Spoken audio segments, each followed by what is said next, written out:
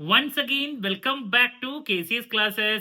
KCS Classesന്റെ മറ്റൊരു എപ്പിസോഡിലേക്ക് എല്ലാവർക്കും സ്വാഗതം. This is Kiran CS. Sreenarayana open university BCom BBA first semester exams March 8 start ചെയ്യാണ്. സോ സ്മാർട്ട് സ്റ്റഡി വീഡിയോസ് നമ്മൾ ഓൾറെഡി ആരംഭിച്ചിട്ടുണ്ടായിരുന്നു. നല്ലൊരു സ്റ്റഡി പ്ലാൻ വീഡിയോ അപ്ലോഡ് ചെയ്തിട്ടുള്ളതാണ്. കാണാത്തവരുണ്ടെങ്കിൽ കാണാം. ഇന്ന് മുതൽ ഇമ്പോർട്ടൻറ്റ് ക്വസ്റ്റ്യൻസിന്റെ സീരീസ് നമ്മൾ ആരംഭിക്കുകയാണ്. സോ നിങ്ങളുടെ ആദ്യത്തെ എക്സാം ആയിട്ടുള്ള ബികോം ഫസ്റ്റ് സെമസ്റ്റർ സ്റ്റുഡൻസിന്റെ പ്രോബ്ലം പേപ്പർ ആണ് ഫിനാൻഷ്യൽ അക്കൗണ്ടിങ്. ഈ ഒരു സബ്ജക്റ്റിന്റെ എൻറ്റയർ ഡീറ്റെയിൽസിലോട്ടാണ് നമ്മൾ ഇന്ന് പോകുന്നത്. ഏതൊക്കെയാണ് SI ചാപ്റ്റേഴ്സ്, എങ്ങനെ പ്രയോറിറ്റൈസ് ചെയ്ത് പഠിക്കണം, ഏറ്റവും കൂടുതൽ ചോദ്യങ്ങൾ എക്സ്പെക്ട് ചെയ്യുന്ന ഏരിയാസ് ഏതൊക്കെയാണ്, ഇതൊക്കെ നമുക്ക് 1 by 1 ആയിട്ട് കാണാം. വീഡിയോയിലോട്ട് പോണേക്കാൾ മുമ്പ് പറയാനുള്ളത്, നമ്മുടെ സ്ഥാപനം Sreenarayana open university BCom BBA MCOM ഈ 3 കോഴ്സസിനും ഓൺലൈനായിട്ട് കോച്ചിങ്ങും അസൈൻമെന്റ് സപ്പോർട്ടും പ്രൊവൈഡ് ചെയ്യുന്ന സ്ഥാപനമാണ്. ലൈവ് ക്ലാസ് ഗൂഗിൾ മീറ്റിലൂടെ പ്രൊവൈഡ് ചെയ്യുന്നു. വീഡിയോ ക്ലാസ്സിന്റെ റെക്കോർഡും ആക്സസ് ചെയ്യാൻ സാധിക്കും. അതുകൊണ്ട് തന്നെ എപ്പോൾ വേണമെങ്കിലും പഠിച്ച് ഡൗട്ട് ഉള്ളത് ചോദിക്കാനുള്ള അവസരം ഉണ്ടെന്നുള്ളതാണ്. ഇതുവരെയുള്ള നമ്മുടെ റിസൾട്ട്സ് ഒക്കെ സൂപ്പർ റിസൾട്ട്സ് ആണ് കേട്ടോ.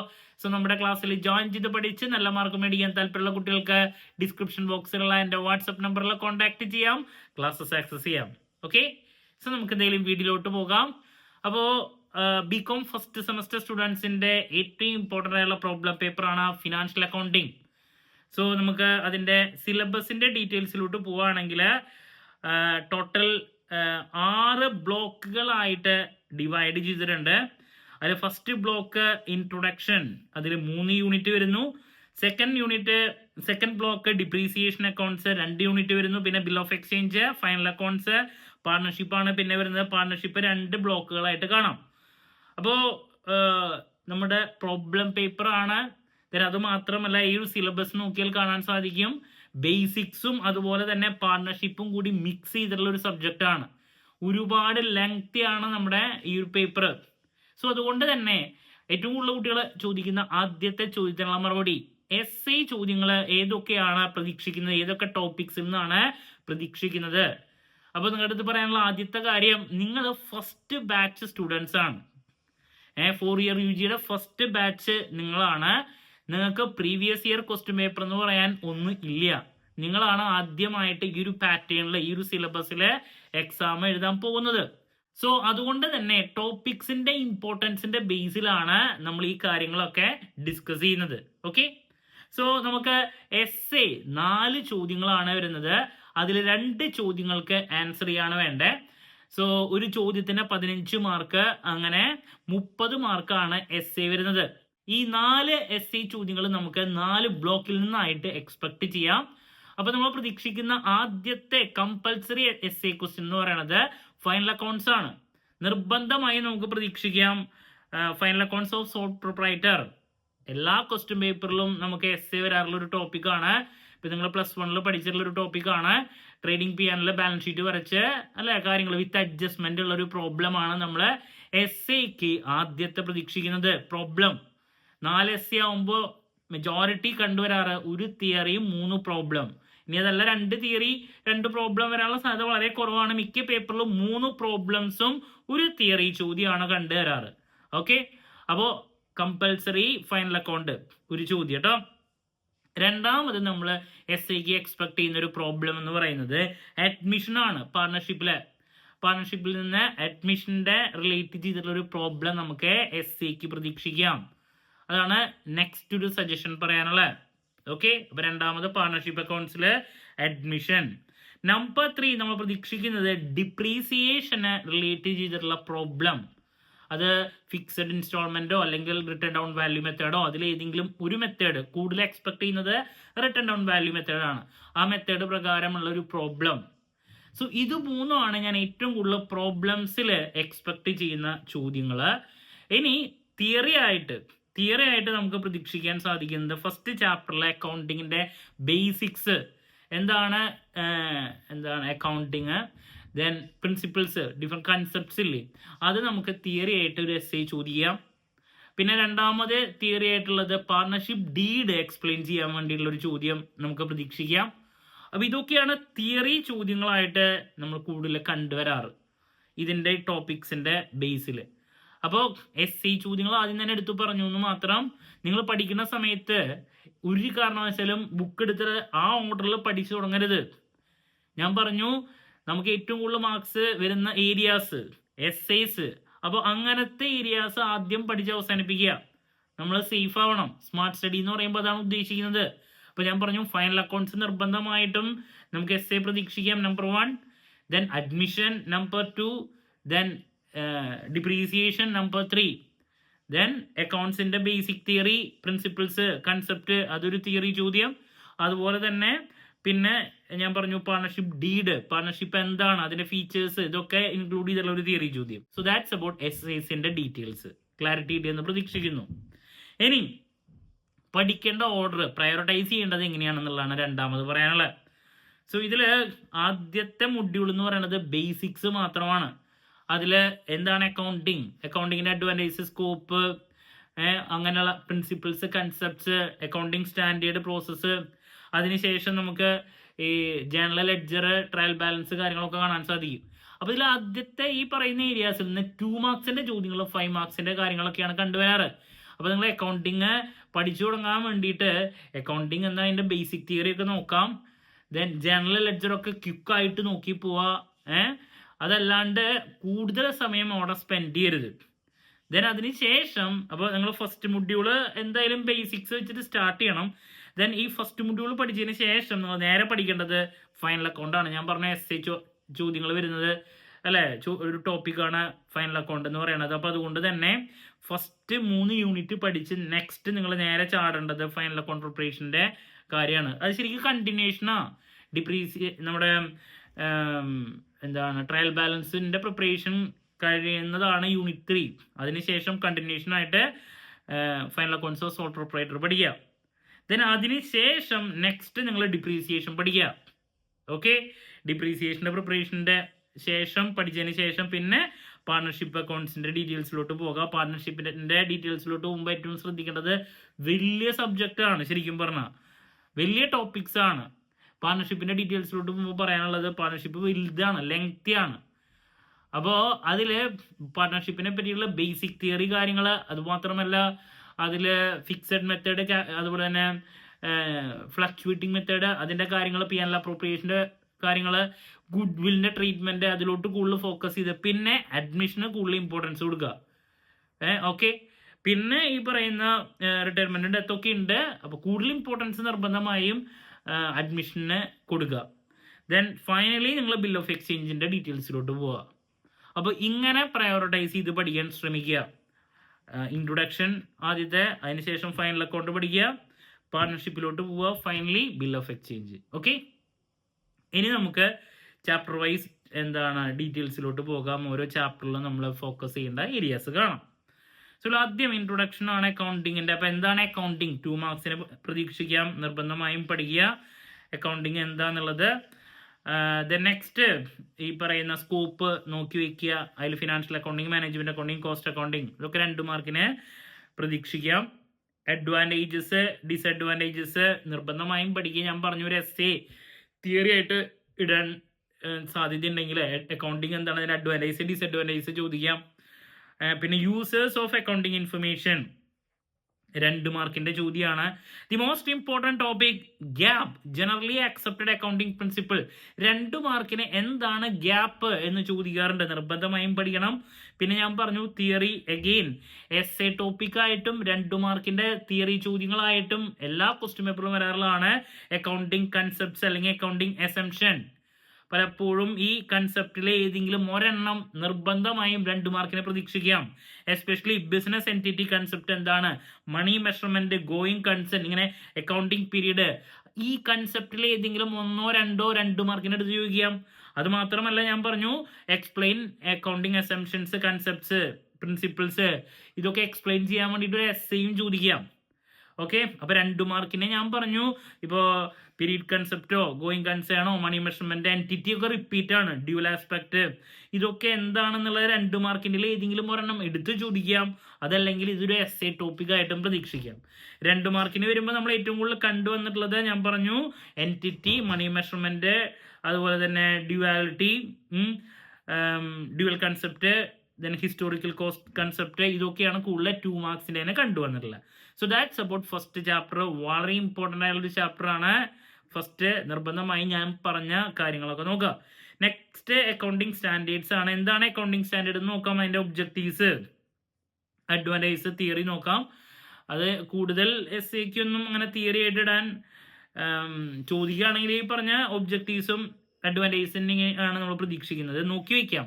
5 മാർക്കിന് തിയറി ആയിട്ട് ഈ പറയുന്ന ലിമിറ്റേഷൻസ് ഒക്കെ പ്രതീക്ഷിക്കാം, അല്ലെങ്കിൽ 2 മാർക്കിനൊക്കെ. അപ്പോൾ ടൈമിൻ്റെ ബേസിൽ നിങ്ങൾ നോക്കുക എന്താണ് അക്കൗണ്ടിങ് സ്റ്റാൻഡേർഡ് എന്നുള്ളത്. 2 മാർക്കിൻ്റെ തിയറിക്ക് എന്തായാലും നമ്മൾ പ്രതീക്ഷിക്കുന്നുണ്ട്. എന്തായാലും ഒരു തിയറി ചോദ്യം ഉണ്ടായിരിക്കും. അക്കൗണ്ടിങ് സ്റ്റാൻഡേർഡ് എന്താണ്, അതിൻ്റെ ഒബ്ജക്റ്റീവ്സോ ലിമിറ്റേഷൻസോ എന്തെങ്കിലുമൊക്കെ നമുക്ക് എക്സ്പെക്ട് ചെയ്യാം. ഒരു കാരണവശാലും ഈ പറഞ്ഞ ബേസിക് ചോദ്യങ്ങൾ സ്കിപ്പ് ചെയ്യാതിരിക്കുക. ദെൻ നെക്സ്റ്റ് അടുത്ത അക്കൗണ്ടിങ് പ്രോസസ്സാണ്. അപ്പോൾ അവിടെയാണ് ഇനി പ്രോബ്ലംസും ടേമുകളും കാര്യങ്ങളൊക്കെ വരുന്നത്. അപ്പോൾ അതിലാദ്യം ഇമ്പോർട്ടൻ്റ് അക്കൗണ്ടിങ് ടേംസ് കാണാൻ സാധിക്കും. ഒരുപാട് ടേമുകൾ നമുക്ക് പഠിക്കാനുണ്ട്. ഇതിൽ ഏതെങ്കിലും 1 or 2 നമുക്ക് 2 മാർക്കിൻ്റെ ചോദ്യമായിട്ട് പ്രതീക്ഷിക്കാം. ടേമുകളിൽ ഏതെങ്കിലും 1 or 2 2 മാർക്സിന് പ്രതീക്ഷിക്കാം. ഇപ്പോൾ കറണ്ട് അസെറ്റ് എന്താണ്, contingent asset, contingent liability. Contingent liability ഒക്കെ റിപ്പീറ്റ് ചോദ്യമാണ്. പിന്നെ ഡെഫേർഡ് റവന്യൂ എക്സ്പെൻഡിച്ചർ എന്താണ്, റിപ്പീറ്റ് ചോദ്യമാണ്. അപ്പോൾ അങ്ങനെ ടേമുകളിൽ ഏതെങ്കിലും 1 or 2 ഫിക്റ്റീഷ്യസ് അസെറ്റ് എന്താണ്, കണ്ടിൻജന്റ് ലൈബിലിറ്റി നോക്കണം, ഡെഫേർഡ് റവന്യൂ എക്സ്പെൻഡിച്ചർ നോക്കണം, ഡ്രോയിങ്സ് എന്താണ്. അപ്പോൾ ഇങ്ങനെ ഈ ടേമുകളൊക്കെ എന്താണെന്നുള്ളത് പഠിച്ചു വെക്കുക. അതിലേതെങ്കിലും ഒരെണ്ണം, ചിലപ്പോൾ 2 വരെ വരാം 2 മാർക്സിന്. ദെൻ നെക്സ്റ്റ് ജേണൽ എന്താണ്, 2 മാർക്കിൻ്റെ തിയറി ചോദിക്കാം. ദെൻ ജേണലിൻ്റെ പ്രോബ്ലം ചിലപ്പോഴൊക്കെ ചോദിക്കാറുള്ളൂ കേട്ടോ. റിപ്പീറ്റ് ആണോ ചോദിച്ചിട്ടുണ്ടെങ്കിൽ ഇതൊക്കെ +1 കുട്ടികൾക്കാണ് കൂടുതൽ. നിങ്ങൾക്ക് വന്നാൽ നിങ്ങളുടെ ഭാഗ്യം. വളരെ എളുപ്പമുള്ള ഒരു ടോപ്പിക് അല്ലേ ജേണലൈസ് ചെയ്യാൻ വേണ്ടിയുള്ള ഒരു ചോദ്യം എന്ന് പറയണത്. സോ ജേണലാണ്. പിന്നെ ലെഡ്ജർ എന്താണ്, 2 മാർക്സിൻ്റെ നോക്കണം. ജേണൽ എന്താണ്, 2 മാർക്സ്. ലെഡ്ജർ എന്താണ്, 2 മാർക്സ്. പിന്നെ നമുക്ക് ഈ ക്യാഷ് ബുക്കിൻ്റെ ഡീറ്റെയിൽസിലോട്ട് പോകുമ്പോൾ എന്താണ് ക്യാഷ് ബുക്ക് നോക്കണം. അതിൽ ഡബിൾ കോളം ക്യാഷ് ബുക്കിൻ്റെ പ്രിപ്പറേഷൻ പ്രോബ്ലം അല്ലേ, അതൊന്ന് നോക്കി വയ്ക്കാം. 5 മാർക്കിൻ്റെ വേണമെങ്കിൽ എക്സ്പെക്ട് ചെയ്യാം. പിന്നെ ട്രയൽ ബാലൻസ് എന്താണ്, 2 മാർക്കിൻ്റെ തിയറി. പിന്നെ ഇതൊക്കെ തന്നെയാണ് നമുക്ക് അറിയേണ്ടത് കേട്ടോ മെയിനായിട്ട്. എറേഴ്സ് ഉണ്ട്, errors of commission, errors of omission, 2 മാർക്കിൻ്റെ തിയറി ആയിട്ട് ചിലപ്പോൾ വരാം. അപ്പോൾ ഇങ്ങനെ നമുക്ക് ഈ ഒരു ടോപ്പിക്കിൽ മെയിനായിട്ട് ജേണലൈസ് ചെയ്യുക. ദെൻ എന്താണ് ഡബിൾ കോളം ക്യാഷ് ബുക്കിൻ്റെ ആ ഒരു പ്രോബ്ലം നോക്കാം, കൂടുതൽ റിപ്പീറ്റായിട്ട് പ്രതീക്ഷിക്കുന്നത്. പിന്നെ ടേമുകളിൽ ഏതെങ്കിലും 1 or 2, ജേണൽ എന്താണ്, ലെഡ്ജർ എന്താണ്, ട്രയൽ ബാലൻസ് എന്താണ്, ഇതൊക്കെ എന്താണെന്നുള്ളതിൻ്റെ തിയറി പ്രിപ്പയർ ചെയ്യണം, പഠിക്കണം. അപ്പോൾ ഇതൊക്കെയാണ് നമ്മൾ ഈ ഒരു ടോപ്പിക്കിൽ നിന്ന് പ്രതീക്ഷിക്കുന്നത്. Okay, moving to next topic, introduction to depreciation accounts. So എന്താണ് ഡിപ്രീസിയേഷൻ, നിർബന്ധമായും പഠിക്കണം. ദെൻ അതിൽ പല ടേമുകളിൽ ഏതെങ്കിലും ഒരെണ്ണം എല്ലാ പേപ്പറിലും വരുന്നതാണ്. നമ്പർ 1 ഒബ്സോളസൻസ് എന്താണ്, നമ്പർ 2 ഡിപ്ലീഷൻ എന്താണ്, എമോർട്ടൈസേഷൻ എന്താണ്, ഫ്ലക്ച്വേഷൻ എന്താണ്. ഇതിലേതെങ്കിലും ഒരെണ്ണം 2 മാർക്കിനെല്ലാം പ്രതീക്ഷിക്കുന്നുണ്ട്. ഡിപ്രീസിയേഷൻ്റെ basic theory, causes of depreciation നോക്കി വയ്ക്കുക കേട്ടോ. ഡിപ്രീസിയേഷൻ്റെ കോസസ് 2 മാർക്കിനോ 5 മാർക്കിനോ പ്രതീക്ഷിക്കാം. പിന്നെ പ്രോബ്ലമാണ്, അതിൽ ഡിമിനിഷിങ് ബാലൻസ് മെത്തേഡ് ഉണ്ട്, അതുപോലെ തന്നെ ഫിക്സഡ് ഇൻസ്റ്റാൾമെൻറ്റ് മെത്തേഡ് ഉണ്ട്. അത് എന്താണെന്നുള്ളത് നോക്കണം. എന്താണ് ഡിമിനിഷിങ്, എന്താണ് ഫിക്സഡ്, 2 മാർക്കിൻ്റെ വരാം. പിന്നെ പ്രോബ്ലം SAയ്ക്കും വരാം, 5 മാർക്കിൻ്റെയും വരാം. SAയ്ക്ക് കിട്ടില്ലെങ്കിൽ 5 മാർക്ക്. ഓക്കെ, നിർബന്ധമായും പഠിക്കണം. പിന്നെ ഈ ഫിക്സഡ് ഇൻസ്റ്റാൾമെൻറ്റ് മെത്തേഡും ഡിമിനിഷിങ്ങും തമ്മിലുള്ള ഡിഫറൻസ് ഉണ്ട്, അതും നോക്കാം കേട്ടോ. അപ്പോൾ വളരെ ഇമ്പോർട്ടൻ്റ് ആയിട്ടുള്ള ഒരു ടോപ്പിക്കാണ് ഈ പറയുന്ന ഡിപ്രീസിയേഷൻ്റെ മെത്തേഡ്സിൽ റിട്ടേൺ ഡൗൺ വാല്യൂം, അതുപോലെ തന്നെ ഫിക്സഡ് ഇൻസ്റ്റാൾമെൻറ്റ് പ്രോബ്ലം, അതിൻ്റെ തിയറിയും നോക്കി വയ്ക്കുക. SAയ്ക്ക് ഒരെണ്ണം പ്രതീക്ഷിക്കുന്നുണ്ട് പ്രോബ്ലം 5 മാർക്ക് അല്ലെങ്കിൽ 5 മാർക്കിൻ്റെ ആയിരിക്കാം. അതുപോലെ തന്നെ ഈ ഡിഫറൻസ് ബിറ്റ്വീൻ ചോദ്യം. സോ ദാറ്റ്സ് അബൌട്ട് നമുക്ക് ഡിപ്രീസിയേഷൻ്റെ area. Next bill of exchange ആണ്. പലപ്പോഴും കുട്ടികൾ കൺഫ്യൂസ്ഡ് ആവാറുള്ള ഒരു ടോപ്പിക്കാണ്, +1 പഠിച്ചിട്ടുള്ളതാണ്. അപ്പോൾ അതുകൊണ്ടാണ് ഞാൻ നേരത്തെ പറഞ്ഞത് നമുക്ക് ഓപ്ഷൻസ് ഉള്ളതുകൊണ്ട് തന്നെ ഇത് ലാസ്റ്റ് പഠിച്ചാലും മതി, വെറുതെ ഇതിൻ്റെ പിന്നാലാണ് നേരങ്ങളായിരുന്നത്. അതിൽ എന്താണ് ബിൽ ഓഫ് എക്സ്ചേഞ്ച് എന്താണ്, 2 മാർക്സിൻ്റെ തിയറി, അതിൻ്റെ അഡ്വാൻറ്റേജസ് നോക്കാം. പിന്നെ അതിൻ്റെ എന്താണ് ജേണൽ എൻട്രിയും കാര്യങ്ങളൊക്കെ ആദ്യം കാണാം. ദെൻ പിന്നെ അക്കൗണ്ടിങ് ട്രീറ്റ്മെൻ്റ് ആണ്. 5 മാർക്കിൻ്റെ ഒരു പ്രോബ്ലം നമുക്ക് വേണമെങ്കിൽ പ്രതീക്ഷിക്കാം. പിന്നെ എന്താണ് അതിൽ തിയറി ടോപ്പിക്കുകളുണ്ട്. ഡിസോണർ ഓഫ് ബിൽ എന്താണ്, എൻഡോഴ്സ്മെൻ്റ് എന്താണ്, 2 മാർക്കിൻ്റെ തിയറി ചോദ്യം. ബിൽസ് ആൻഡ് ഫോർ കളക്ഷൻ എന്താണ്, അതൊക്കെ 2 മാർക്കിൻ്റെ നോക്കുക. ഡിസോണർ ഓഫ് ബിൽ എന്താണ്, റിട്ടയർമെൻറ്റ് ഓഫ് ബിൽ എന്താണ്, അതൊക്കെ 2 മാർക്കിൻ്റെ നോക്കാം കേട്ടോ. നോട്ടിങ് ചാർജസ് എന്താണ് 2 മാർക്കിൻ്റെ. അപ്പോൾ അങ്ങനെ നമ്മൾ 2 മാർക്കിൻ്റെ തിയറി ഒരെണ്ണം 1-2 പ്രതീക്ഷിക്കുന്നുണ്ട്. പിന്നെ 5 മാർക്കിൻ്റെ ഒരു പ്രോബ്ലം വേണമെങ്കിൽ ഇടാം. അത്രയാണ് നമ്മൾ ഈ ഒരു ടോപ്പിക്കിൽ നിന്ന് പ്രതീക്ഷിക്കുന്നത്. നെക്സ്റ്റ് ഫൈനൽ അക്കൗണ്ട്സ് ആണ്, വളരെ ഇമ്പോർട്ടൻ്റ് ആയിട്ടുള്ള എസ് എ ടോപ്പിക്ക്. സോ ഇതിൽ ഞാൻ ടേമുകൾ നേരത്തെ ഫസ്റ്റ് മൊഡ്യൂളിൽ പറഞ്ഞ പോലെ തന്നെ അത് റിപ്പീറ്റ് ആയിട്ട് ഇവിടെ കാണാം. അതിൽ ഡെഫേർഡ് റവന്യൂ എക്സ്പെൻഡിച്ചർ എന്താണ്, ക്യാപിറ്റൽ എക്സ്പെൻഡിച്ചർ എന്താണ്, 2 മാർക്കിൻ്റെ പഠിക്കണം വരാം. പിന്നെ നമുക്ക് പ്രോബ്ലമാണ് as a trading P and account balance sheet with അഡ്ജസ്റ്റ്മെൻറ്റിലുള്ള ഒരു പ്രോബ്ലം എസ് എക്ക് ഉണ്ടാവും. ദെൻ അതിൻ്റെ കൂടെ അഡ്ജസ്റ്റ്മെൻറ്റ്സ് ഉണ്ട്. അഡ്ജസ്റ്റ്മെൻറ്റ്സിൽ ഏതെങ്കിലും ഒരു അഡ്ജസ്റ്റ്മെൻറ്റ് വേണമെങ്കിൽ 5 മാർക്കിൻ്റെയോ 2 മാർക്കിൻ്റെയോ വേണമെങ്കിൽ സെപ്പറേറ്റ് എടുത്ത് പ്രതീക്ഷിക്കാം. ഇപ്പോൾ ക്ലോസിംഗ് സ്റ്റോക്കിൻ്റെ ട്രീറ്റ്മെൻറ്റ് എന്താണ്, അങ്ങനെയൊക്കെ ചോദിച്ചിട്ടേ ഒരു എൻട്രി അല്ലെങ്കിൽ ഒരു അഡ്ജസ്റ്റ്മെൻറ്റ് എങ്ങനെയാണ് പി ആൻഡ് എല്ലിലും ബാലൻസ് ഷീറ്റിലും അതിൻ്റെ ട്രീറ്റ്മെൻറ്റ്, അങ്ങനത്തെ ചോദ്യങ്ങൾ വരാം. അഡ്ജസ്റ്റ്മെൻറ്റ് സെപ്പറേറ്റ്, ഔട്ട്സ്റ്റാൻഡിങ് എക്സ്പെൻസസിൻ്റെ ട്രീറ്റ്മെൻറ്റ് എന്താണ്, ഇൻകം റിസീവ്ഡ്, ബാഡ് ഡെറ്റിൻ്റെ ട്രീറ്റ്മെൻറ്റ് എന്താണ്. അപ്പോൾ അതൊക്കെ പഠിച്ചു വയ്ക്കണം.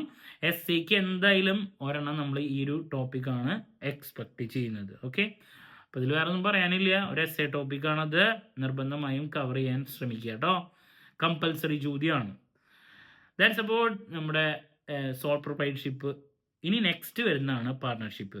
അപ്പോൾ പാർട്ട്ണർഷിപ്പ് എന്ന് പറഞ്ഞാൽ അത്യാവശ്യം ലെങ്തിയാണ്, അതിനെ ഏറ്റവും ഷോർട്ടായിട്ട് പഠിക്കണം. അപ്പോൾ ആദ്യം തന്നെ പാർട്ട്ണർഷിപ്പ് എന്താണ്, 2 മാർക്കിൻ്റെ ചോദ്യം, അതിൻ്റെ ഫീച്ചേഴ്സ് 2 മാർക്കോ 5 മാർക്കോ നിർബന്ധമായും പ്രതീക്ഷിക്കാം, ഒരു കാരണവശാലും സ്കിപ്പ് ചെയ്യരുത്. ദെൻ എസ് എ ടോപ്പിക്കിലോ അല്ലെങ്കിൽ 5 മാർക്കിൻ്റെയോ നമ്മൾ പ്രതീക്ഷിക്കുന്നതാണ് പാർട്ണർഷിപ്പ് ഡീഡ് എന്താണ്, explain the contents of partnership deed. വളരെ ഇമ്പോർട്ടൻ്റ് ആയിട്ടുള്ള ഒരു ടോപ്പിക്കാണ്, നിർബന്ധമായും പഠിച്ചിരിക്കണം കേട്ടോ.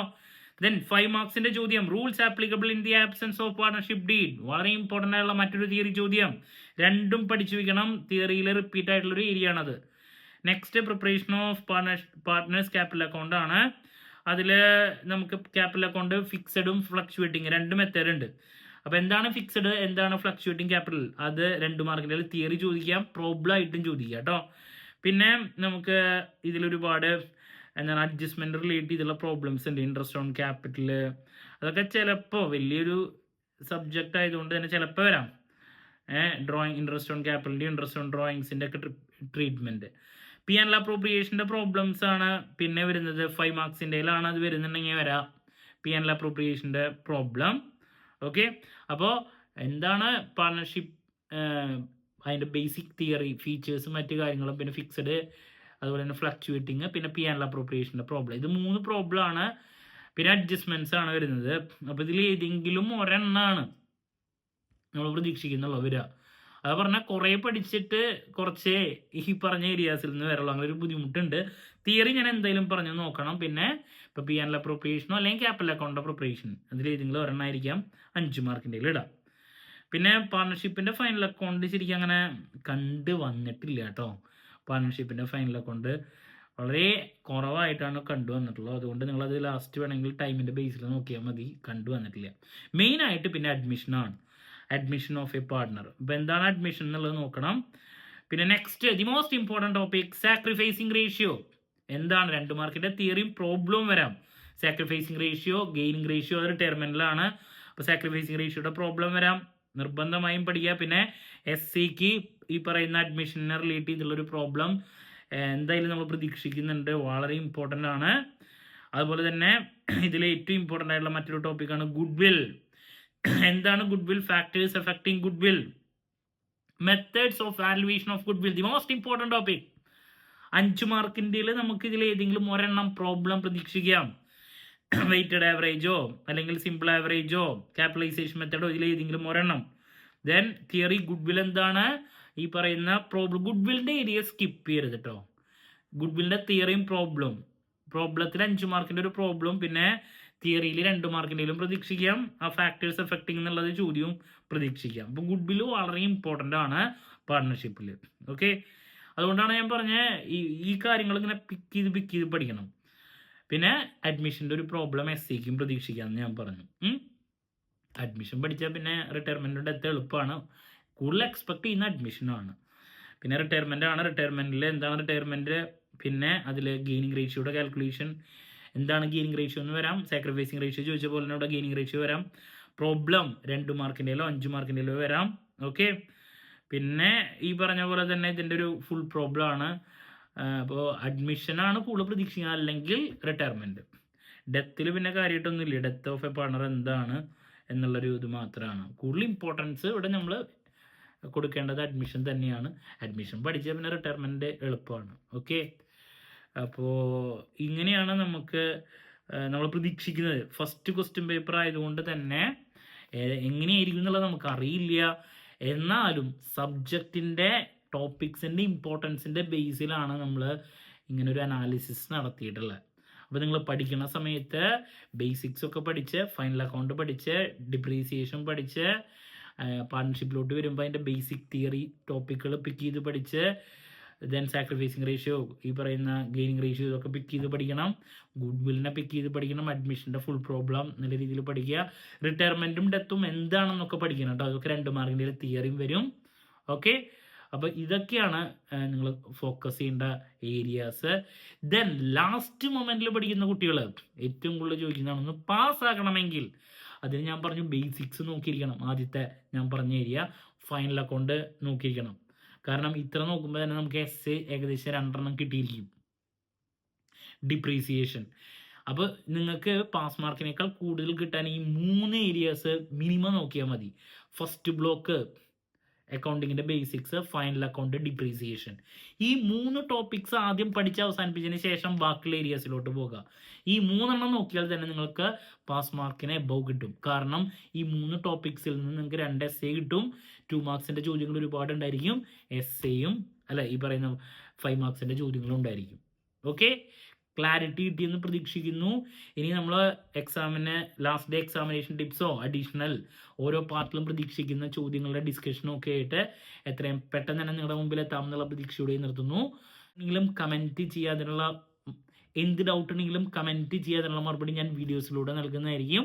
മറ്റൊരു വീഡിയോയുമായി വീണ്ടും കാണാമെന്നുള്ള പ്രതീക്ഷയോടെ നിർത്തുന്നു. This is Kiran CS signing off. Have a nice day. Thank U.